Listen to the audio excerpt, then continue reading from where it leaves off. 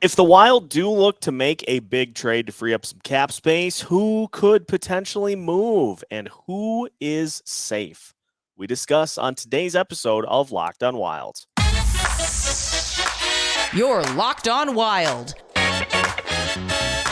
your daily podcast on the Minnesota Wild. Part of the Locked On Podcast Network, your team every day.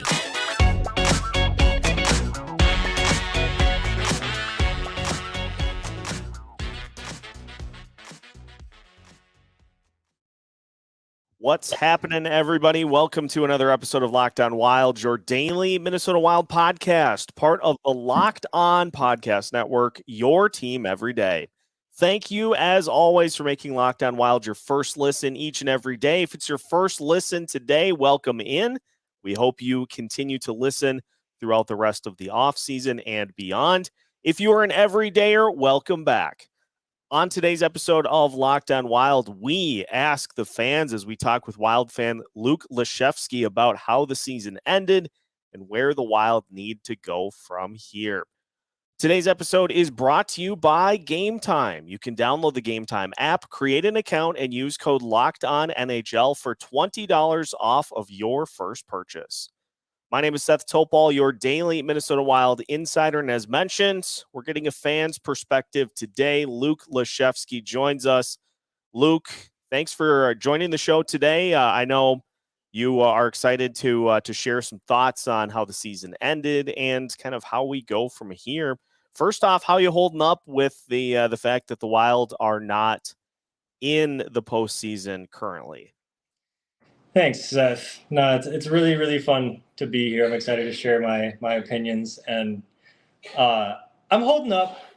It's, 7 years in a row of, well, not in a row, we got 8 years in a row of at least being bounced in the first round. 1 year we didn't make it, but 7 straight first round exits. It's tough. It's frustrating. I think at this point I've gotten good enough at kind of putting that in a bucket in my brain and just forgetting about it after about a week. And right now, there's more pressing matters to be worried about than our first round exit, because that's in the past for me. Right now, it's who are we going to be walking into 23-24 with? And in the sense of cap space, there are going to be cuts that I'm concerned about, because this team this year, I really loved, and I don't want to see any of them go. I thought it was a really solid group, and we just, same old song and dance, injuries happen. The team gets jumped on, gets, discouraged from what it looked like, and first round bounce. Yep. But overall, it's the cap space that's kind of concerning me as far as holding up. For sure. And we're going to take a look today at pretty much everybody that's going to be maybe on the roster going forward to try to find a way to drum up some cap space. There are some names that could likely be on the move, so we'll talk about that. But I did want to just dive into just some of the picking up the pieces from the postseason being done. And I like how you compartmentalize that in that, yes, we did see another postseason exit, but like it's happened, it's history. Let's focus on like what we do going forward. And so just what is your level of confidence in the direction that this team is pushing in? Where are you at right now? Are you still confident in the direction this team's going? The moves that are being made, what's your overall level of acceptance, satisfaction with what we've seen from Bill Guerin from a management side so far? Management side, I grew up with Chuck Fletcher, and seeing Billy G captain our ship, man, that has been amazing. I've been I have rave reviews for him. I trust him. He doesn't mess around, which is my favorite thing, is this man will make the painful cuts that need to be made. So when push comes to shove, I'm glad that he's our GM right now. Obviously, like, there are some questionable things currently, like Ryan Reeves. He's, I have my plus and my minuses with him, obviously, because he's, a big body, doesn't, produce a whole lot. But those kids that were chirping him sent him into motion, and he's proven that he can do it when he wants to. But again, Billy Guerin is easily so far my favorite GM that's been for the Wild so far. Dean, love Dean. I think he makes a couple of questionable game time decisions with the goalies, especially in playoffs, is when it really shows. Because watching, Gustafsson and Fleury split the net basically this year, that was something I'm not familiar with NHL teams doing, and it worked. Our goalies were, for more or less, I mean, Gustafsson was second best in the league as far as I'm concerned. If he would have kept going, the regular season extended, he would have still been in that like top 3. I'm convinced. And he's, what is he, 24? Yeah. So that's awesome. I don't know why we didn't play him in game 2, because he's young. He had a big game. Obviously, that can be tiring, but with a day in between, he can bounce back still. I could understand it because, like, Fleury, he's, I think it was 37, 38. Yeah. He's getting up there. And that's harder when I'm only 27, and it's harder for me to bounce back from the gym now than I was when I was 24. But like, when you're older, it's tougher. When you're younger, you're like elastic, essentially. Yeah. So that was a questionable one. Like last year when he chose game 6, we played Talbot. That was, again, questionable. I don't think Evason is the issue mainly.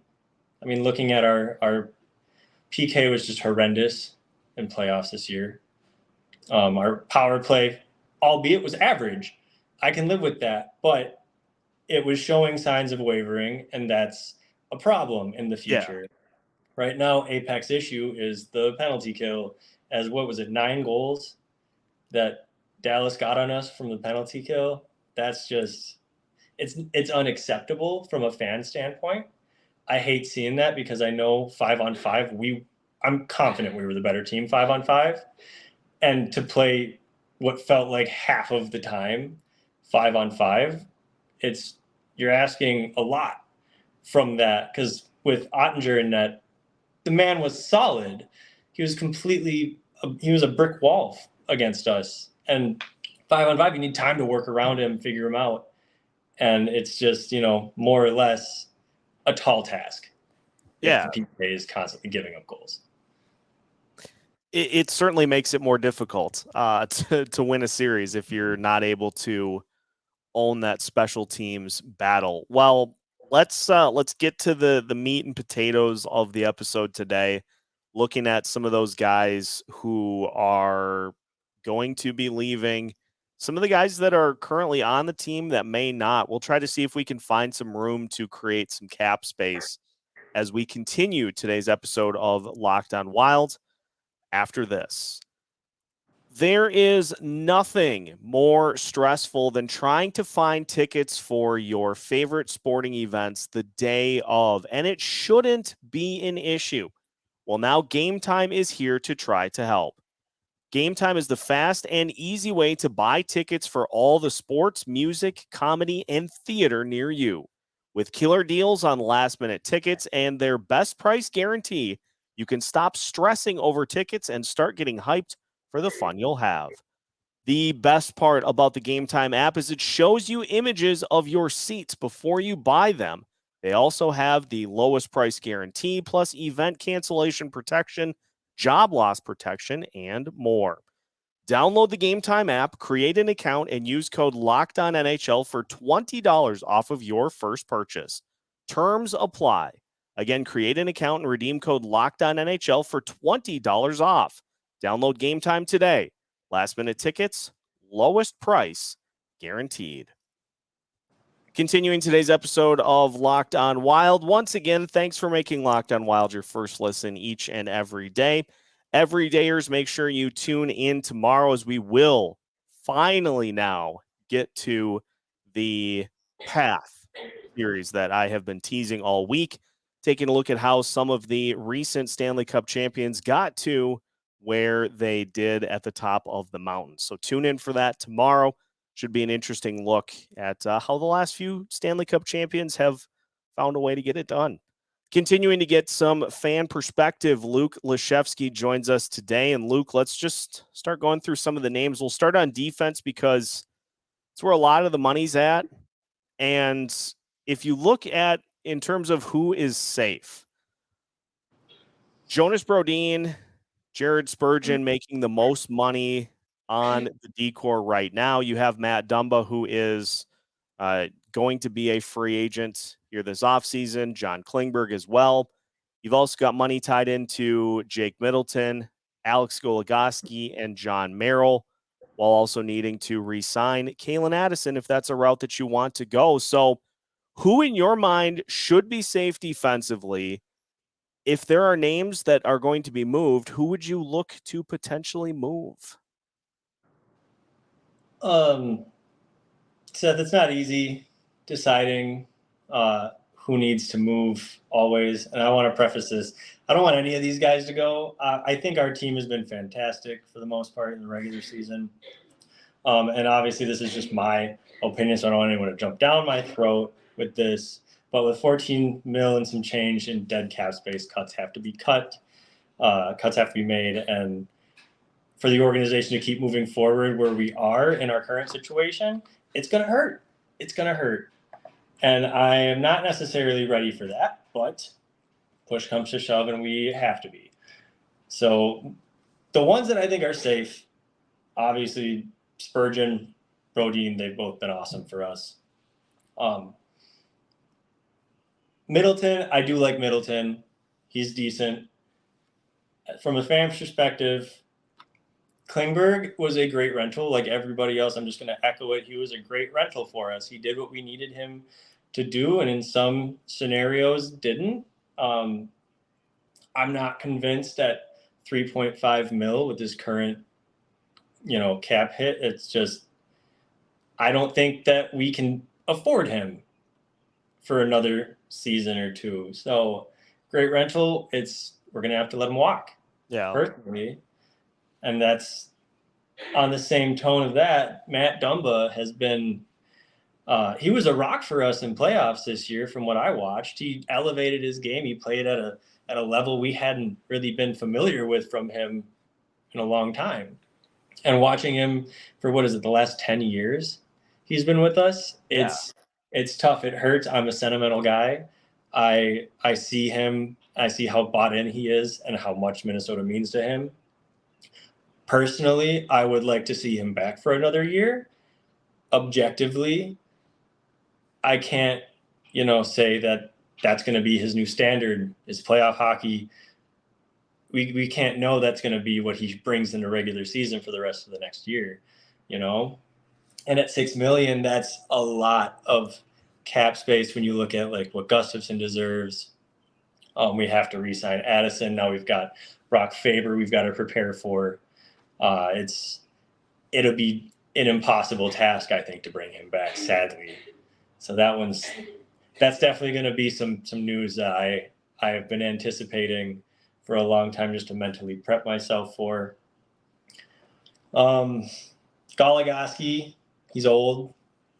I think that's 2 mil. It's not like the biggest hit in the world. It's 2 mil, but he is 37. He's on that 35 plus contract. I don't know if he's doing more good for us than bad, but he's been with us for a while now, and he's a household name. But I think it might be time just to maybe see where that goes. Maybe deal him somewhere. I don't know.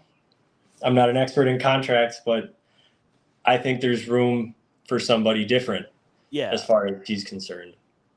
I agree. And Michael Russo and Joe Smith in their latest piece for The Athletic hinted at that a little bit, that it sounds like Bill Guerin is going to have a chat with Goligoski to see what options are on the table. If I am remembering correctly, he does have a no move clause but if he waived it ultimately didn't play a ton this year unless there were injuries, and so maybe he's amenable to going to a spot where he's going to actually play. I think the two that are most likely of the D-core grouping to move are Goligoski and Jon Merrill, because you got Brock Faber taking a spot. You could slot Addison into one of those spots. And you've got some guys in the pipeline that could play back end roles and not hurt you in the ways that some of these third line guys have. And so I think of the two most likely to move, I think it's got to be Goligoski and Jon Merrill. And then that's like $4.5 million, I think, in savings, which is not a lot, but it also is. That's a couple of players that you want to re-sign that then you are able to do that with. It's something, it's something. And with our ball and chain behind us, that dead cap space, something is better than nothing. It's right. I don't want to say we have to grasp at straws, but there's people who hold high value that we might be able to get draft picks for, or something that we could take their cap and allocate it somewhere else. Mm-hmm. We could take the hit they give us and put it somewhere else that's maybe more productive and influential, because let's be honest, we have a deep prospect list. We have a good AHL team that we can pull from, and that we do pull from a lot of times. And I love that happens, because you don't see a whole lot of teams pulling so many guys up and throwing them back down and pulling them up. It might be exhausting for those guys, but like, they're getting that NHL time that they're going to need soon, because with this cap space, guys have to go, slots open up, and then our farm team can come up and we can shift lower pieces, So I truly think that we might even have replacements on D down below that we could bring up that would be more affordable for us. And we're young, so we're going to come to that point where our average age might turn down to like 27, 28. And that's going to be interesting, to say the least. Yeah, and I think it's interesting because in just reading the tea leaves on Twitter, in the comments here on Locked On Wild episodes on YouTube, I think a lot of people are okay with that. In like these next couple of years, it's time to start seeing what some of these young players have, and allowing for a guy like Kalen Addison to work through some of the issues, quote unquote, in 5-on-5 and on defense, while allowing him to further do what he does on special teams. But like, you can fix all that stuff all you want in practice. At the end of the day, those guys have to play. And so if this is a situation where now Addison gets like a full-time spot as one of those defensemen, let's make that happen. Yeah, I agree. And it's going to be interesting, but I think if you have the right mindset on it, it's going to be really cool to see. Yeah. So 100%. Oh, yeah. Let's flip to the forwards, because there are also some interesting potential names to look at that could be moved in the forward grouping as well. And so to finish today's episode of Locked On Wild, we'll take a look at who may go for the forwards. That's on the way after this. Final segment of today's episode of Locked On Wild. Once again, thank you for making Locked On Wild your first listen each and every day. Everydayers, make sure that you tune in tomorrow as we kick off the path. We'll take a look at the path to the Stanley Cup for the last few Stanley Cup winners and see if we can pull any similarities from any of the ways that they got it done. And then we're starting player evals next week. Full episode evals for everybody that was on the Wild roster this season. So that'll take us about right up to the draft. So looking forward to that as well. Seth Topal joined by Luke Laszewski today. And Luke, let's talk forwards to finish. Just looking at some of the names that may be moved to try to free up some cap space. So the free agents that we have Let's start with those guys. I'm just going to ask you which ones you would like to see back. Gustav Nyquist, Oscar Sundqvist, Ryan Reeves. Of those 3 unrestricted free agents, any of those guys that you would like to see come back if the money's right? I don't think I'm alone in this. I think Nyquist should come back. We didn't get to see a whole lot of him, but what we saw was really good. Sundqvist also made a strong case for himself to come back here. I wouldn't be upset by that. Reeves, I really don't have so much confidence in, just because with his cap hit, it's going to be really tough because what's he got? 1.75 mil. We have big bodies. We have people, like Foligno and Middleton who can get, they can ring some bells if they need to. We don't necessarily have room for what Bill Guerin said was a specialist. And he's the kind of specialist that doesn't cruise. He's there to control, dirty hits and kind of the overall aggression from the other team. Because when he steps on the ice, his presence is known. He does a really, really good job of making sure funny business doesn't happen. But then you look at playoffs and everybody's talking about it. What happened with Suter? The guy took shots at our number one repeatedly, and he basically got off scot-free. Yeah. And as I don't know if the term enforcer would be, appreciated, but like as an enforcer, like that is your job. That's your guy. He's hurting our guy. Defend him. Like do something to make it known that you don't mess with him. Yeah. That he's untouchable. He should be untouchable. And I think that's the most frustrating part about it too, is that, it probably would have taken one game to just get all of that out of the system. Like you're losing in game 2 and some of that stuff's happening. So you retaliate there, or even in game 1, that game went pretty back and forth. If you end up trying to shut that stuff down immediately and you lose game 1, then it's taken care of and then you move on to the rest of the series. But it just lingered. It lingered. It lingered. So I'm right with you there. Let's look at some of the guys that are on the roster but could potentially be moved. I know the big one, but he has a no movement clause, is Matt Zuccarello. Do you look at all, if you have the opportunity to make the decision, do you look at all at moving Matt Zuccarello to potentially free up $6 million? It's tricky because you look at the chemistry he had with Kaprizov, and the sense of those guys. I think last season they were killer. They were just a deadly duo. It looked like Crosby and Gensel. They just went back and forth with each other. It's nuts, man. And this year it was more of the same until Kaprizov got injured, and it felt like he went quiet, which was scary.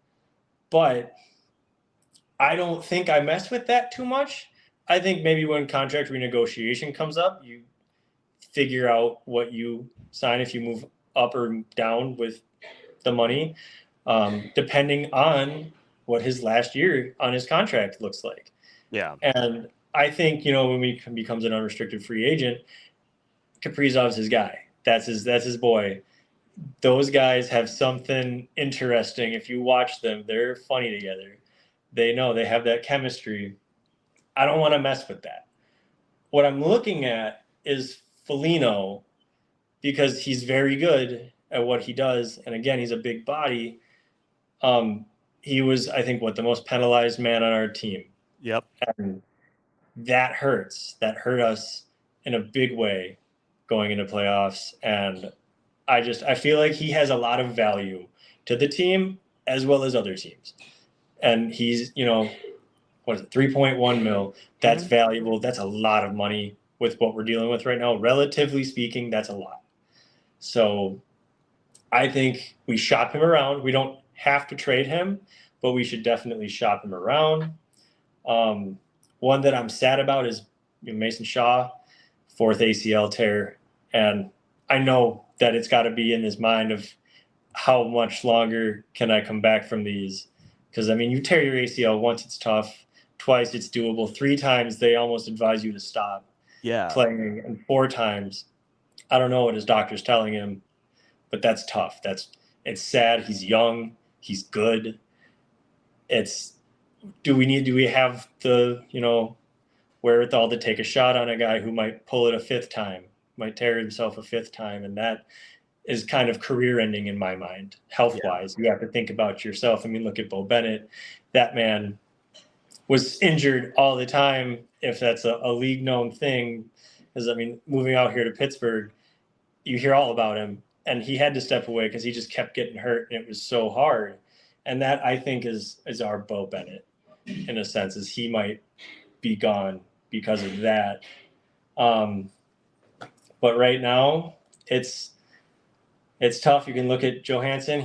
We kind of leaned on him in the sense of go to the blue line, throw it back. He carries it in, which was really cool. I think he has value, but we can shop him around. There's people we can shop around who have cap hits over $2 million that can get us to where we need to go to survive, because we have to sign big guys. I'm so nervous for Gustafson's contract, cap wise, going to goalies, because in my head, we're done worrying about goalies for the foreseeable future. Right. We have Flower, Hint, we have Gustafson, we have Wallstedt coming up through the ranks quickly. So what forwards do we give up to the point where we can afford these assets? Those 3 are all, due for their money. Wallstedt will prove himself, I'm confident. So it's a toss-up. It's definitely a toss-up. But Foligno's my biggest – I got my eye on him. Well, on that one, that does seem, because Guerin can go to Matt Zuccarello and say, "Hey, would you be willing to waive to potentially go somewhere?" Mm-hmm. If he says no, then there's really nothing you can do about that until you revisit it at a later point. But Foligno doesn't have that protection, and so that would be an opportunity for them to try to move. Ryan Hartman is another one. He's 90 minutes in penalties, man. It kills me. It really kills me, because he's good. He grinds. He's gritty, and he gets it done. That man was playing. What was his injury at the end of what he was playing on? It was I know it was a knee injury. Yeah, he was not in a good space physically, but he was still going through it and getting what we needed to do done. But again, I think it might be a mistake to trade him. He's got big value for us subjectively, and a 1.7 mil hit isn't the worst. But I think you need to seriously sit these guys down and talk to them and say, hey, please clean it up, or else we're going to have a conversation about this. Because, oh, man, what were his points this season? He had 37 points. He was +7 and 90 minutes of penalties. It's tough because it's really conflicting. Well, and we saw for the last 2 years, we've seen kind of the full Ryan Hartman experience with scoring 34 goals, I think it was last year, and being just this dominant part of the offense that helped really push the team to new levels. And then you see the guy this year that at the beginning of the year couldn't stay out of the penalty box. No matter what he did get back on track at the end, but it's which one is he? Is he the 34 goal guy, or is he the 90-minute penalty guy? It's somewhere in between, but which side of that coin is he more towards? And so that's it. That is a good one to look at as well. And so, moral of the story here for today's episode is that there's a lot to look at. There's a lot that should be looked at for this team as they move into next season, and hopefully some of those answers will become clear as we go. Yeah, we got to be patient. That's number one. I know the fans got frustrated this year. There was booing. There were mock cheers. It got hard, and it showed with the fans. And that's, not typical of us as a fan base. I grew up knowing the fans to cheer on the boys if they're down 4-1, to try to elevate them when they are struggling to come up with motivation themselves. This year was different. It was a different tone. We're frustrated. We're sick of it. We just need to be patient, because after the next 2 seasons, man, things are going to happen. We were going to see the real Bill Guerin and what he can do with $14 extra million. So it's going to get really exciting, but we got to weather the storm here. Yep. We're almost out of it, man. We can't let our frustrations get the best of us and get down on our boys. We are one of the most important people on the team as a fan base. Well said. Using these next 2 years to just see what we've got with some prospects, fine-tune things, so that when you get to 2025, 2026, you hit the ground running. You've got 14 mil to spend on a center, a top 6 forward, a top 4 defenseman, whatever you need. You've got the money to spend on it. I would split it up, honestly. I would love to get like 3 above average players than 1 superstar, because we're proving Eck is there, Boldy's he's there. We've got superstars, man. I mean, look at the Oilers. Their centers do a lot for them. We need better centers.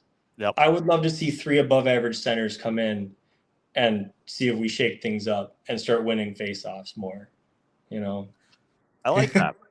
Well, we'll see what happens. Luke, I appreciate the time today. Thanks for coming on, and we'll definitely have to do this again. We'll try to do this for other fans as well. Want to really try to get more of the fan perspective on this show as we move through the off season. So listeners, I'll try to incorporate more of this in. But that'll do it for today's episode. So now that you have finished today's listen for Locked On Wild, make sure to follow along on YouTube and subscribe on your favorite podcast platforms if you don't already. If this is your first listen to this show today, thank you for tuning in. If you are an everydayer and you listen each and every day of the week, or you listen to a handful of episodes throughout the week, if you are a repeat listener of this show, we'll see you tomorrow as we bring you yet another episode of Locked On Wild as part of the Locked On Podcast Network.